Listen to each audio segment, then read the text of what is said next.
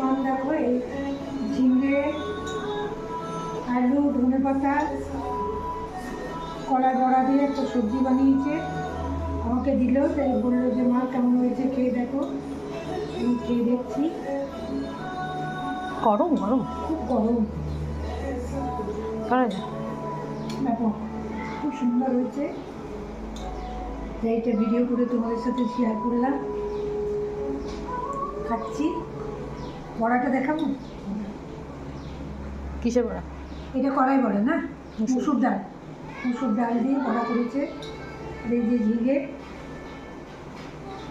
আলু আর ধনে পাতাগুলো দেখা যাচ্ছে না, এই যে ধনে পাতা, টমেটো। খেতে খুব সুন্দর, খুব টেস্ট। তোমরাও করতে পারো।